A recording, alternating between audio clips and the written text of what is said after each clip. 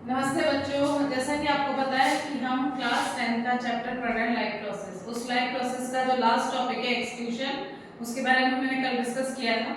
उसी के कंटिन्यूएशन में कल मैंने आपको बताया था ह्यूमन एक्सक्रीटरी सिस्टम की स्ट्रक्चर। अब आप बताओ कि जो किडनी है उसके अंदर उसकी जो स्ट्रक्चरल और फंक्शनल यूनिट है, यानी स्मॉलेस्ट यूनिट, उसको हम कहते हैं नेफ्रॉन। तो nephron is the unit of kidney. यदि हम एक नेफ्रॉन की structure, millions of nephrons are present in kidney, जो यूरिन फॉर्मेशन का काम कर रहे हैं हमारे बॉडी में, है ना बच्चों। तो आपको ये तो पता ही होना चाहिए कि हमारे बॉडी की स्ट्रक्चर क्या है, इसलिए बहुत अच्छे से आप इसे सुनिए, क्योंकि किडनी के अंदर इतने सारे नेफ्रॉन प्रेजेंट रहते हैं, मिलियंस ऑफ नेफ्रॉन प्रेजेंट होते हैं बच्चों। तो देखो यहाँ पर एक नेफ्रॉन की स्ट्रक्चर हम डिस्कस करेंगे, जिसमें दो पार्ट होते हैं। एक तो होता है मेल्पिगियन टिब्यूल और एक होता है रीनल टिब्यूल। मेल्पिगियन टिब्यूल में फिर दो पार्ट होते हैं, एक तो कप शेप होता है जिसे हम कहते हैं बोमेन कैप्सूल, और जो रीनल आर्टरी आती है वो बहुत छोटी छोटी ब्रांचेस बनाती हैं जिसे हम कहते हैं एफरेंट और एफरेंट आर्टेरियोल। ये इस बोमेन कैप्सूल के अंदर जाके ये कैपिलरी नेटवर्क बना रहा है जिसे हम कहते हैं ग्लोमेरुलस। तो ये बोमेन कैप्सूल और ग्लोमेरुलस को कंबाइंडली हम बोलते हैं मेल्पिगियन टिब्यूल। फिर जो दूसरा पार्ट है इसका वो है रीनल टिब्यूल। रीनल टिब्यूल के कितने पार्ट हैं? पीसीटी, हेनलेज लूप, डीसीटी और कलेक्टिंग डक्ट। तो देखो पीसीटी का फुल नाम है प्रॉक्सिमल कॉन्वोल्यूटेड टिब्यूल, है ना, यानी सबसे पहला जो पार्ट है इसका। और दूसरा पार्ट होता है जो हेयर पिन, आपकी मम्मी जूड़े में पिन लगाती है ना, यू शेप की जो पिन होती है उस तरह का ये होता है यू शेप हेनलेज लूप। ये इसकी डिसेंडिंग नाम है और ये इसकी असेंडिंग नाम है। फिर इसका थर्ड पार्ट होता है डीसीटी, डिस्टल कॉन्वोल्यूटेड ट्यूब्यूल, और फिर ये सब खुलते हैं कलेक्टिंग डक्ट में। तो इस तरह से ये पूरा एक नेफ्रॉन है। यहाँ से जो एफरेंट आर्टेरियोल निकल रहा है वो इसके पूरे चारों तरफ इसके राउंड होकर और वासा रेक्टा बनाता है, यानी ब्लड कैपिलरीज का नेटवर्क बनाता है। अब देखो यूरिन फॉर्मेशन जो प्रोसेस होता है उसमें ये नेफ्रॉन का बहुत इंपॉर्टेंट रोल है।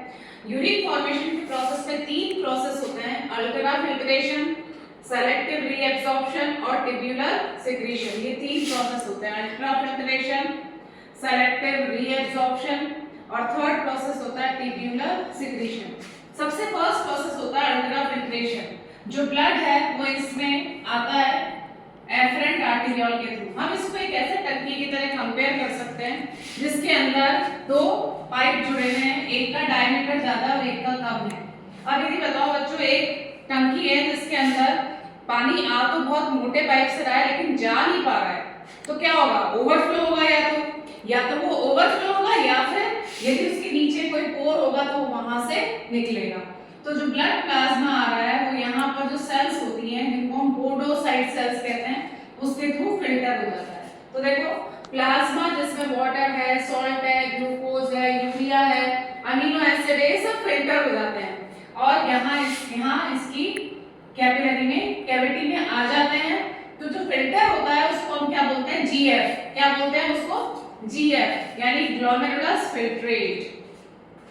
क्यों होता है ऐसा? क्योंकि ब्लड आ तो प्रेशर से रहा है लेकिन जा नहीं पा रहा है, तो अल्टीमेटली यहाँ पर ब्लड का प्रेशर इंक्रीज होता है। जब ब्लड का प्रेशर इंक्रीज होता है और वॉल्यूम डिक्रीज होता है तो अल्टीमेटली फिल्ट्रेशन प्रोसेस होता है। तो फर्स्ट प्रोसेस है आपका अल्ट्रा फिल्ट्रेशन। उसके बाद जब सेकंड प्रोसेस है, क्योंकि आपको पता है कि 90% ब्लड फिल्टर हो जाता है लेकिन उसमें से 0.8% ही यूरिन फॉर्मेशन में काम में आता है, तो बाकी सब कहाँ जाएगा बच्चों? उसका रीएब्सॉर्प्शन हो जाएगा। Useful substances from filtrate are reabsorbed back into the blood. अलग अलग जगह अलग अलग चीजों का रीएब्सॉर्प्शन होता है, जैसे यहाँ पर सॉल्ट है, सोडियम है, क्लोराइड है, इनका रीएब्सॉर्प्शन होता है। यहाँ डिसेंडिंग लूप में वाटर का रीएब्सॉर्प्शन होता है, असेंडिंग लूप में वापस सॉल्ट रीएब्सॉर्ब होता है।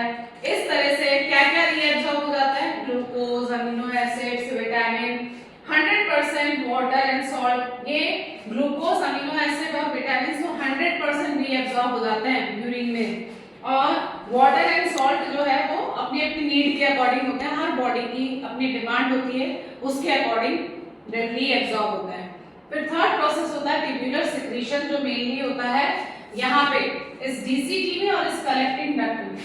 देखो हम जो ले रहे हैं सब्सटेंस खा रहे हैं उसमें से जो लार्जर ड्रग्स हैं, कुछ ऐसे आयंस हैं जो फिल्टर नहीं हो पाते हैं, तो वो डायरेक्टली इस ब्लड कैपिलरीज के थ्रू डायरेक्टली इस डीसीटी और कलेक्टिंग डक्ट में सिक्रीट कर दिए जाते हैं, ठीक है ना। तो ट्यूबुलर सिक्रीशन में in DCT and collecting duct certain substances like hydrogen ion, potassium ion, ammonia and drugs are secreted into the tubular fluid. This maintain the acid base balance of the and remove harmful substance. Acid balance किसका? Urine का। अब देखो urine जो बनता है ना उसकी composition क्या होती है? यूरिन में 95% तो वाटर होता है, 2% यूरिया होता है, 3% सॉल्ट और अदर सब्सटेंसेस होते हैं। अब ये यूरिन जो है वो कहाँ जाके कलेक्ट हो जाता है? कल मैंने आपको बताया था यूरिनरी ब्लैडर, यूरेटर से होता हुआ ब्लड आ जाता है इस यूरिनरी ब्लैडर में, और जैसे ही ये कंप्लीटली फिल होता है वैसे ही एक फीडबैक मैकेनिज्म होता है, जैसे ही कंप्लीटली फिल होता है ब्रेन को मैसेज जाता है और ब्रेन उस स्टिमुलाई के रिस्पॉन्स में प्रोसेस करता है, यूरिन पास थ्रू होता है जिसे हम कहते हैं यूरिनेशन या मिक्चुरेशन, है ना। जैसे ही ये फिल होता है इसकी मसल्स में कॉन्ट्रैक्शन रिलैक्सेशन स्टार्ट होता है जिससे ये ब्रेन को मैसेज भेजता है, ब्रेन वापस इसको रिप्लाई करता है कि यूरिन फॉर्मेशन होगा जिसको हम यूरिनेशन कहते हैं। तो ये आपका पूरा कौन सा प्रोसेस है? एक तो structure of nephron and urine formation. अब एक और टॉपिक छोटा सा रह गया, आपने सुना होगा कई बार कि आर्टिफिशियल किडनी मशीन, इसका कंसेप्ट हम कल पढ़ेंगे। Thank you.